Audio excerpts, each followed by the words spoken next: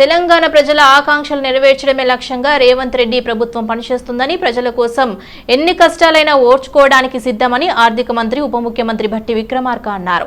ఆయన అసెంబ్లీలో బడ్జెట్ ప్రవేశపెట్టారు. అమరవీరులు దేనికోసమైతే త్యాగాలు చేశారో వాటిని సాధిస్తామని తెలిపారు. ఇనుప కంచెలు బద్దలు కొట్టి ప్రారంభమైన ప్రజాపాలన నిరాటకంగా కొనసాగుతోందని భట్టి తెలిపారు. ధనిక రాష్ట్రంలోనూ ప్రజలు కష్టాలతో సతమతం కావటానికి గత ప్రభుత్వ విధానాలే కారణమన్నారు. కొందరి కోసం అందరూ అన్నట్లుగా గతంలో పాలన కొనసాగిందని బీఆర్ఎస్ పై విమర్శలు గుప్పించారు. మార్పు కోరుతూ స్వేచ్ఛను సాధించుకుంటారంటూ రాష్ట్ర ప్రజలకు భట్టి విక్రమార్క కృతజ్ఞతలు తెలియజేశారు. తమ ప్రభుత్వం మాత్రం అందరి కోసం మనమందరం అనే నూతన స్ఫూర్తితో పనిచేస్తోందన్నారు. 6 గ్యారెంటీల అమలుకు ప్రాధాన్యత కల్పించడంతో పాటు సంక్షేమం, అభివృద్ధి ధ్యేయంగా బడ్జెట్ను ప్రవేశపెట్టనున్నట్లు చెప్పారు. కాగా కాంగ్రెస్ ప్రభుత్వం ప్రవేశపెట్టిన తొలి బడ్జెట్ కావడంతో సర్వత్రా ఆసక్తి నెలకొంది. ప్రజా సంక్షేమం కోసం ఇచ్చిన 6 గ్యారెంటీలను అమలు చేయడానికి ఇవేవి తమకు అడ్డు కాదని, ఎంత కష్టపడడానికైనా సిద్ధమని స్పష్టం చేశారు. 6 గ్యారెంటీలను అమలు చేసి తెలంగాణలో ఇందిరమ్మ రాజ్యం తెస్తామని పేర్కొన్నారు. గత ప్రభుత్వం ప్రవేశపెట్టిన బడ్జెట్ వాస్తవ దూరంగా ఉందని బీఆర్ఎస్ పై భట్టి విక్రమార్క మండిపడ్డారు. దళిత బంధు పథకానికి బడ్జెట్లో 17,700 కోట్లు కేటాయించిన గత ప్రభుత్వం వాస్తవంలో ఒక్క పైసా కూడా విడుదల చేయలేదని ఆరోపించారు. గత ప్రభుత్వం ప్రవేశపెట్టిన ప్రతి బడ్జెట్ వాస్తవానికి చాలా దూరంగా ఉంది. రాష్ట్రం యొక్క రాబడిని అధికంగా చేసి చూపెట్టడం ద్వారా ఎన్నో పథకాలకు నిధులు కేటాయిస్తున్నామనేటువంటి భ్రమను కల్పించారు. ఉదాహరణకు దళిత బంధు పథకానికి బడ్జెట్లో 17,700 కోట్ల రూపాయలు చూపిస్తే నిధులు మాత్రం ఒక్క పైసా కూడా ఖర్చు పెట్టలేదు. అంతేకాకుండా 2021-22 సంవత్సరానికి క్యాగ్ లెక్కల ప్రకారం షెడ్యూల్డ్ కులాల అభివృద్ధికి డిమాండ్లో 4,874 కోట్ల రూపాయలు నిధులు ఖర్చు చేయలేదు. గిరిజన అభివృద్ధిలో 2,918 కోట్ల రూపాయలు ఖర్చు చేయలేదు. వెనుకబడిన తరగతుల అభివృద్ధిలో 1,437 కోట్ల రూపాయలు ఖర్చు చేయలేదు. అదేవిధంగా రైతులకు వడ్డీ లేని రుణాల కొరకు కేవలం 2014-15 ఆర్థిక సంవత్సరం నుంచి 2023-24 ఆర్థిక సంవత్సరం వరకు 1,067 కోట్ల రూపాయలు బడ్జెట్ పెట్టి కేవలం 297 కోట్ల రూపాయలు మాత్రమే ఖర్చు పెట్టారు. అదేవిధంగా మహిళలకు 2014-15 ఆర్థిక సంవత్సరం నుంచి 2023-24 ఆర్థిక సంవత్సరం వరకు 7,848 కోట్ల రూపాయలు బడ్జెట్ పెట్టి కేవలం 2,685 కోట్ల రూపాయలు మాత్రమే ఖర్చు పెట్టారు.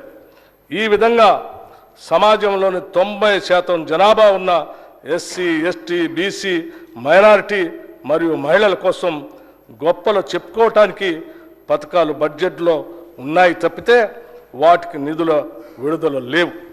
ఈ సాంప్రదాయానికి స్వస్తి పలికి మా ప్రభుత్వం వాస్తవానికి దగ్గరగా రాబడులు అంచనా వేసి దానికి అనుగుణంగానే పథకాలకు కేటాయింపులు చేయటం జరిగింది. ఇది మా చిత్తశుద్ధికి నిదర్శనం. సరైన ప్రణాళికలతో అన్ని అడ్డంకులను అధిగమిస్తాం, అందులో ఎలాంటి సందేహం లేదు. తెలంగాణలో ప్రభుత్వాన్ని ఏర్పాటు చేసిన రేవంత్ సర్కార్ పలు కీలక నిర్ణయాలు తీసుకుంటూ ముందుకు సాగుతోంది. ఫిబ్రవరి 15వ తేదీన సెలవు దినంగా రాష్ట్ర ప్రభుత్వం ప్రకటించింది. బంజారాల ఆరాధ్య దైవం సంత్ సేవాలాల్ మహారాజ్ జయంతి పురస్కరించుకొని ఈ నిర్ణయం తీసుకున్నారు. వచ్చే జయంతి నాటికి హైదరాబాద్లో సేవాలాల్ మహారాజ్ విగ్రహాన్ని ఏర్పాటు చేస్తామని మంత్రి కోమటిరెడ్డి హామీ ఇచ్చారు. ట్యాంక్ బండ్ పై సేవాలాల్ మహారాజ్ విగ్రహాన్ని ఏర్పాటు చేయాలని మాజీ ఎమ్మెల్సీ రాములు నాయక్ ప్రభుత్వాన్ని కోరగా కోమటిరెడ్డి ఈ మేరకు స్పందించారు. సేవాలాల్ మహారాజ్ అనంతరం జిల్లా గుత్తి సమీపంలోని గొల్లల్లదొడ్డి సమీపంలోని సేవాఘాట్లో 1739 ఫిబ్రవరి 15న జన్మించారని బంజారాలు విశ్వసించారు. ఆ ఆధ్యాత్మిక గురువు మాత్రమే కాకుండా గొప్ప సంఘకర్త కూడా. 18వ శతాబ్దంలో బంజారాలు బ్రిటిష్, ముస్లిం పాలకుల ప్రభావంతో ఇతర మతాలకి మారకుండా సేవాలాల్ కీలక పాత్ర పోషించారు. బ్రహ్మచారి అయిన సేవాలాల్ తన బోధనలతో బంజారాలను తీవ్రంగా భావించడం చేశారు. ఇక ప్రతి సంవత్సరం ఆయన జయంతిని బంజారాలు ఘనంగా జరుపుకుంటారు. ఇప్పుడు ఆయన జయంతిని సెలవు దినంగా ప్రకటించడంపై బంజారాలు హర్షం వ్యక్తం చేస్తున్నారు. మాజీ ప్రధానమంత్రి పివి నరసింహారావుకు భారతరత్న లభించడంపై తెలుగు ప్రజలకు ఎంతో గౌరవకరమని మహేశ్వరం నియోజకవర్గం కాంగ్రెస్ పార్టీ సీనియర్ నేత టీపీసీసీ సభ్యులు దేవభాస్కర్ రెడ్డి అన్నారు.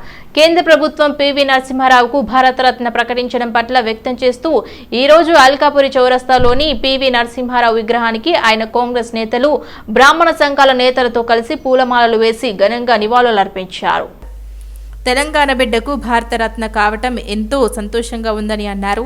ఆయన తెచ్చిన ఆర్థిక సంస్కరణలు దేశాన్ని అభివృద్ధి పదంలోకి తీసుకువెళ్లాయని అన్నారు. రాష్ట్రంలోని ఏదైనా జిల్లాకు పివి నరసింహారావు పేరు పెట్టాలని సీఎం రేవంత్ రెడ్డిని తాను కోరుతానని తెలిపారు. ఈ కార్యక్రమంలో రాష్ట్ర యువజన కాంగ్రెస్ నాయకులు చిలక ఉపేందర్ రెడ్డి, మాజీ అధ్యక్షులు పున్నా గణేష్ నేత, రాష్ట్ర ఎస్సీ సెల్ కన్వీనర్ బండి మధుసూదన్ రావు, రేణుక, జ్యోతి తదితరులు పాల్గొన్నారు.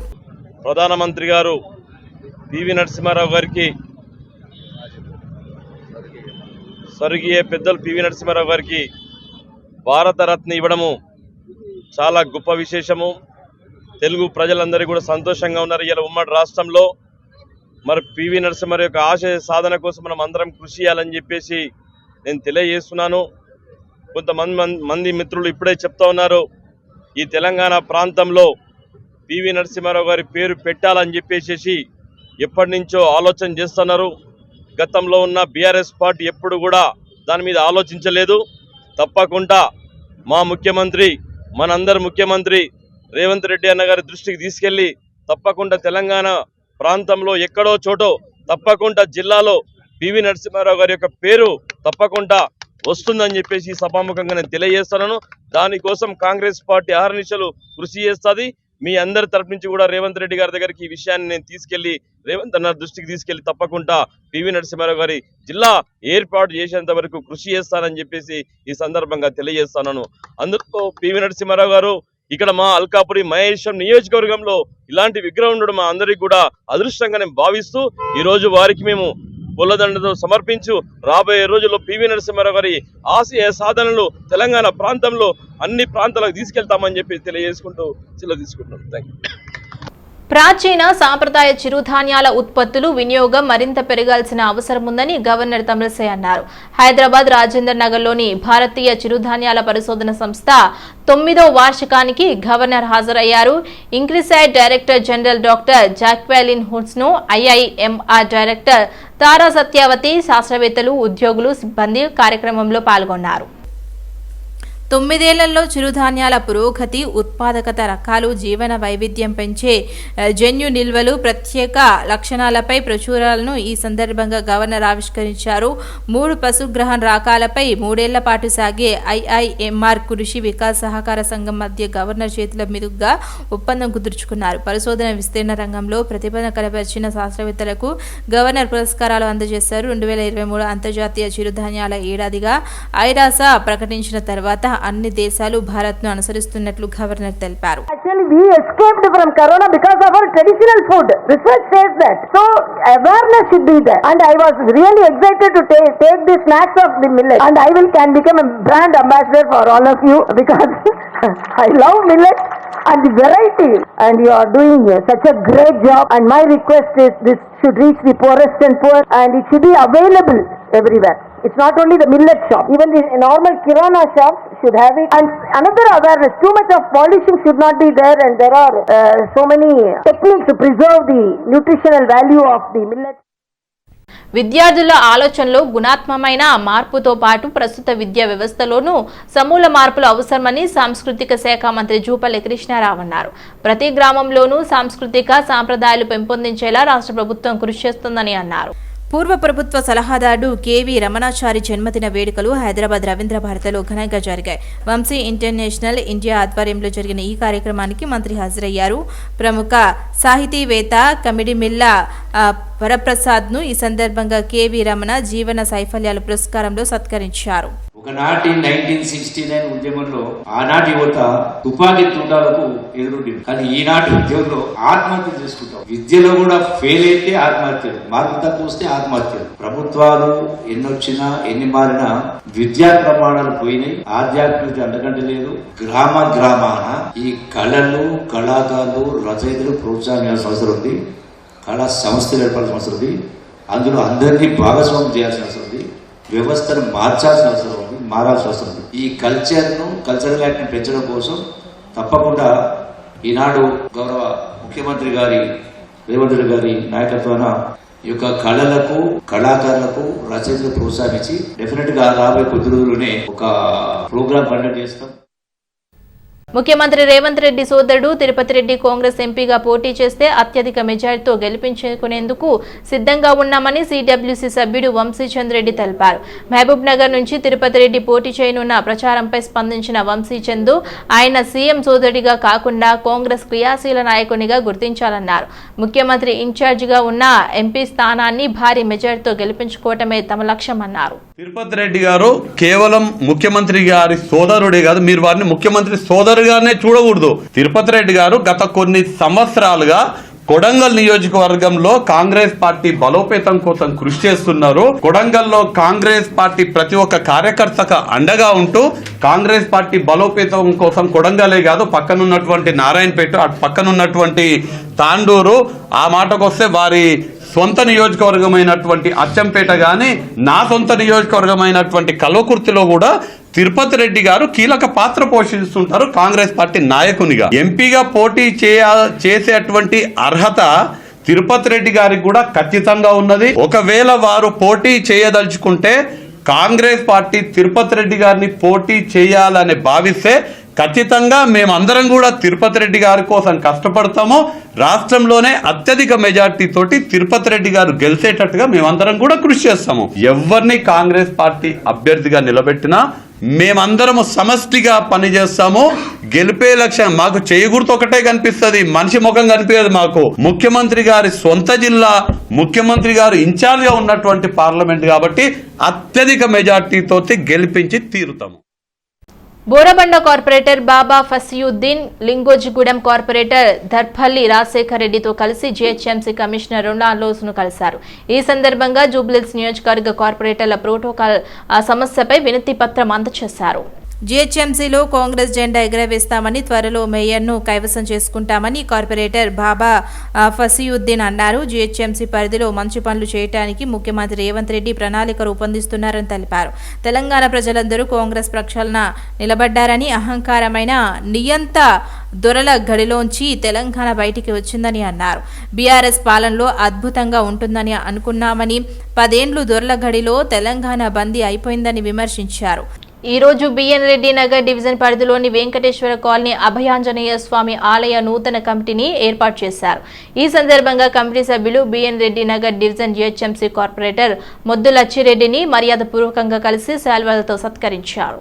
అనంతరం అభయాంజనేయ స్వామి ఆలయ అభివృద్ధికి కృషి చేయాలని కోరడం జరిగిందన్నారు. కార్పొరేటర్ స్పందించి త్వరలోనే ఆలయ అభివృద్ధి కొరకు కృషి చేస్తానని హామీ ఇవ్వడం జరిగిందని తెలిపారు. ఈ కార్యక్రమంలో ఆలయ చైర్మన్ రమణాచారి, అధ్యక్షులు రాజశేఖర్ రెడ్డి తదితరులు పాల్గొన్నారు.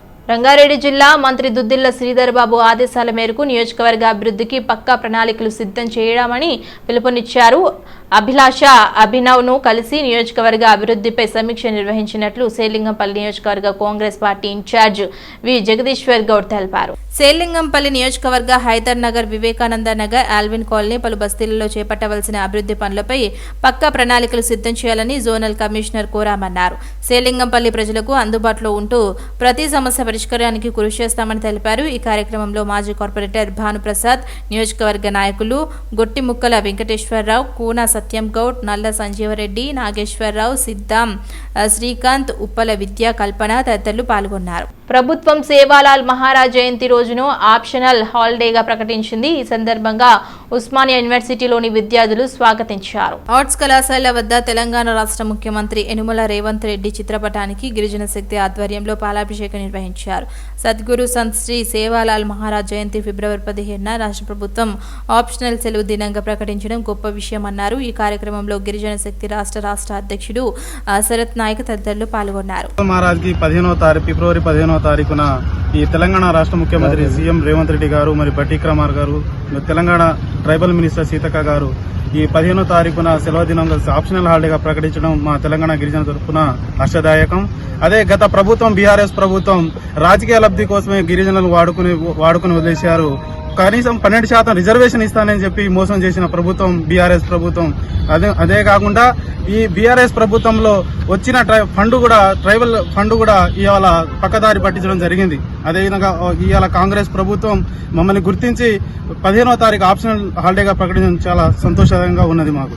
బీజేపీ ఎస్టీ మోర్చా రాష్ట్ర అధ్యక్షులు కళ్యాణ్ నాయక్ ఆధ్వర్యంలో సేవాలాల్ కొమరం భీం విగ్రహాలు హైదరాబాద్లో ఏర్పాటు చేయాలని బీజేపీ గిరిజన మోర్చా నేతలు డిమాండ్ చేశారు.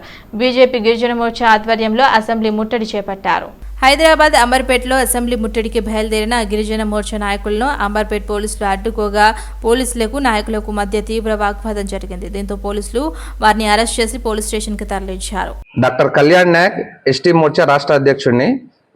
భారతీయ జనతా పార్టీ ఎస్టీ మోర్చా ఆధ్వర్యంలో ఈరోజు సంత్ సేవాలాల్ జయంతిని సెలవు దినంగా ప్రకటించాలని, కొమరం భీం జయంతిని కూడా సెలవు దినంగా ప్రకటించాలని, అదేవిధంగా కొమరం భీం విగ్రహము హైదరాబాద్ నడిబొడ్డులో ఏర్పాటు చేయాలని, అదేవిధంగా సంత్ సేవాలాల్ విగ్రహం హైదరాబాద్లోనే నడిబొడ్డును ఏర్పాటు చేయాలని గిరిజన మోర్చా ఆధ్వర్యంలో ఈరోజు శాంతియుతంగా ఈ రాష్ట్ర ముఖ్యమంత్రికి మేము వినతి పత్రం ఇవ్వడానికి పోతే, ఇవాళ వినతి పత్రం కాదు కదా, ఇంటి నుంచి బయటికి రాకుండా ఈ రాష్ట్ర ప్రభుత్వం మాకు పక్కడ్బందీగా ఇవాళ ఇక్కడ మాకు రాకుండా అడ్డుకుంటుంది. ఈ రాష్ట్ర ముఖ్యమంత్రి రేవంత్ రెడ్డి గారికి మేము కోరుచున్నాము. ఇవాళ సంత్ సేవాలాల్ అనే వ్యక్తి గిరిజనుల బంజారాల ఆరాధ్య దైవం. అదేవిధంగా కొమరం భీం ఇవాళ గోండు వీరుడు, నిజాం నవాబు ప్రత్యేకంగా పోరాడిన గొప్ప వీరుడు. ఇలాంటి జయంతులు సెలవు దినం ప్రకటించాలి.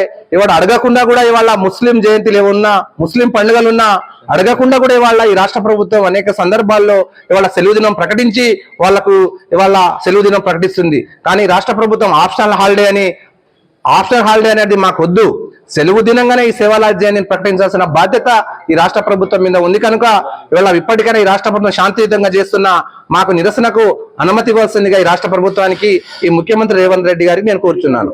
మల్కాజ్గిరి ఓల్డ్ సఫిల్గూడ వెంకటేశ్వర్ నగర్ కాలనీలో అక్రమ నిర్మాణాలకు జీహెచ్ఎంసీ అధికారులు ధ్వంసం చేశారు. మేడ్చల్ జిల్లా రోడ్డుకు సంబంధించి ప్రైవేట్ స్థలంలో గేటు వెలుపల ఉన్న స్థలాన్ని పోలీసుల సాయంతో అధికారులు దాడులు చేపట్టారు. జీహెచ్ఎంసీకి ఎలాంటి సంబంధం లేకుండా అధికారులు చెట్లకు సంబంధించిన స్థలాన్ని అన్యాయంగా ధ్వంసం చేశారని ఇంటి యజమాని వాపోయారు. ఉన్నతాధికారులు వెంటనే స్పందించి కూల్చివేతలు జరిపిన సిబ్బందిపై చర్యలు తీసుకోవాలని డిమాండ్ చేశారు. ఇప్పుడు మీకు స్థానికంగా ఎమ్మెల్యే మర్రి రాజశేఖర రెడ్డి గారు ఉన్నాడు ఇక్కడ, ఆయనకి ఎప్పుడన్నా మీ మొర వినిపించారా? మేము ఎప్పుడు ఏమన్నా లెటర్ ద్వారా ఇచ్చారా? వెళ్ళలేదు. సరే, పోలీసు వాళ్ళు వచ్చినప్పుడైనా మీరు ఫోన్ చేయొచ్చు కదా, మీరు ఓటేసుకొని గెలిపించుకున్నారు కదా అతన్ని. ఎలాగో ఫోన్ మా హస్బెండ్ కి చూపిస్తుంటేనే మమ్మల్ని అటాక్ చేసి కొట్టేస్తుంటే ఎమ్మెల్యే గారి వరకు ఫోన్ చేయనిస్తారండి? మీరు తర్వాత చేయొచ్చు కదా. ఎక్కడ చేయనండి, మా వారికి ఫోన్ చేశాను. ఇదిగో వీడియో, నా అదృష్టం ఏంటంటే నా సీసీ కెమెరాలు ఉన్నాయి. అది లేకపోతే ఆ సీసీ ఫుటేజెస్ ఇవ్వండి. ఆ సీసీ కెమెరా ఉండడం మూలంగానే నేను. సరే, ఇప్పుడు ఫైనల్ గా నేను అడిగేది ఏంటంటే మీకు ఎలాంటి న్యాయం కోరుకుంటున్నారు? ఇప్పుడు ఎలాంటి న్యాయం ఏంటంటే, ఇప్పుడు మా హస్బెండ్ వెళ్ళారు, మళ్ళీ రప్పిస్తున్నాము. ఆయన దగ్గర పీస్ఫుల్ గా ఉండాలండి. ఇప్పుడు మేమైతే మీటర్లు పెట్టలేదు. బిల్డర్ కట్టిన మీటర్ల పర్మిషన్ తీసుకుని గేట్ దగ్గర నుంచి రీడింగ్ తీసుకుని వెళ్ళిపోతాడని పెట్టాడు. సరే పోనీ, ఇప్పుడు ఇంత ముందుకు జరిగినాయి అన్ని పక్కన పెట్టండి. ఇప్పుడు ఇవన్నీ మీకు దృష్టికి వచ్చినాయి కాబట్టి మీరు ఎవరైతే బిల్డర్ ని కట్టారో, మీరు బిల్డర్ నుంచి పర్చేజ్ చేశారా ఇల్లు? బిల్డర్ సెకండ్ సేల్ నాది కూడా. సెకండ్ సేల్ అయినప్పటికీ కూడా ఆ బిల్డర్ ఎప్పుడైనా సంప్రదించారా? అంటే మాకు ఇలాంటి ఇష్యూస్ ఉన్నాయి ఇక్కడ. ఇష్యూస్ ఉన్నాయని నేను సంతోష్ మాత గుడి దగ్గర ఉంటారు, ఈ బిల్డింగ్లు కట్టారు. ఏం పేరు ఆయన పేరు? ఆయన పేరు నాకు గుర్తులేదు. ఓ రోజు నేను బాధపడుతుంటే అవి మేమే కట్టాము, మేము అక్కడ పర్మిషన్ తీసుకుని పెట్టాము. అది ఎవరిది? గోడ ఎవరిదే కాదు, అది అంతా కామన్ ప్లేస్. ఇది నేల ఎవరిదే కాదు, కామన్ ప్లేస్. నడవడం కోసం ఓన్లీ మీ ఇంటి వరకునే. అది ఎవరికి డిస్టర్బ్? వాళ్ళు కూడా చెప్పేది కూడా అదే, నడవడం కోసమే, కార్లు పెట్టుకోవడం కాదు, కార్లు బయట పెట్టుకోవాలి. బయట పెట్టుకోవచ్చు, లోపల పెట్టుకోవచ్చు, ఎక్కడైనా పెట్టుకుంటున్నాం. మూవబుల్ ఐటమ్ కదా. అప్పుడు నేను వెళ్ళి వేరే వాళ్ళ ఇంటి ముందు వేరే వాళ్ళ గోడ దగ్గర పెడితే అది ప్రాబ్లం కదండి. ఇప్పుడు ఇక్కడ ఉన్న కార్ మీదేనా? మాదే. మాదక ద్రవ్యాల నిర్మూలనకు వ్యూహాత్మక చర్యలు అవసరమని బీట్స్ పిల్లాని క్యాంపస్ జవహర్ నగర్ లో పివి సుధీర్ బాబు అన్నారు. విద్యార్థుల్లో మాదక ద్రవ్యాల వాడకం ఎంత ప్రమాదకరమో మరింత అవగాహన కల్పించాల్సిన అవసరం ఉందని సిపి తెలిపారు. మత్తు పదార్థాలు వాడకం అనేక అనర్థాలకు దారితీస్తుందని సివి సుధీర్ బాబు అన్నారు. పోలీసులు మారక ద్రవ్యాల నిర్మూలనకు అనేక చర్యలు చేపడుతున్నారని చెప్పారు. మత్తు పదార్థాలు విక్రయించే వారిపై కేసు నమోదు చేయాలని పీడీ చట్టాలు ప్రయోగిస్తామని అన్నారు. రాచకొండలో గత ఏడాది 12 మందిపై పీడీ చట్టాలు ప్రయోగించామని 5 కోట్ల విలువైన మాదక ద్రవ్యాలు పట్టుకున్నామని వెల్లడించారు.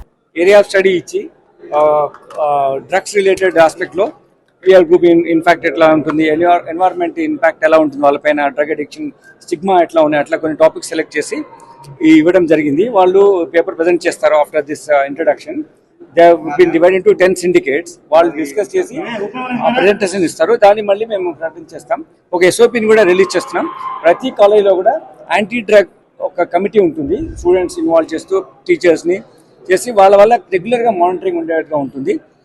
మా టీచర్స్ కానీ మేము స్టాల్స్ ఇనాగ్రేట్ చేసాం, అక్కడ పార్టిసిపేట్ చేసి యోగా టీచర్స్ కానీ డిఫరెంట్ పర్స్పెక్టివ్లో ఉన్నటువంటి వాళ్ళు కానీ they keep on visiting these colleges. So that regular process ఇది స్టార్ట్ చేసినాము. ఇప్పుడు కంటిన్యూస్ ప్రాసెస్లో చేసి మన తెలంగాణ స్టేట్ని డ్రగ్ ఫ్రీ చేయాలనే ఒక దృఢ సంకల్పంతో గవర్నమెంట్ ఉంది. ముఖ్యమంత్రి గారు చాలాసార్లు మీటింగ్స్ కండక్ట్ చేసినప్పుడు దాని విషయంలో ఉన్నారు కాబట్టి ఆ పర్స్పెక్టివ్లో మేము. And this is a program regarding drug abuse, and drug abuse ko sambandhin na there are some 10 issues.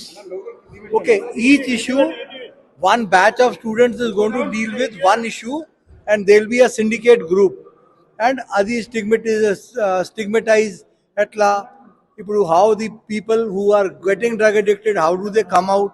So like that 10 syndicate groups are there, so they will make a presentation. We will see that presentation and then maybe decide if something good can be done for the society. Maisamma గుడిలో Mallareddy university వద్ద విద్యార్థులు ధర్నా చేపట్టారు. గత కొద్ది రోజులుగా నాణ్యత లేని ఆహారం పెడుతూ విద్యార్థుల ఆరోగ్యాలతో చెలగాటం ఆడుతున్నారని విద్యార్థులు ఆవేదన వ్యక్తం చేశారు.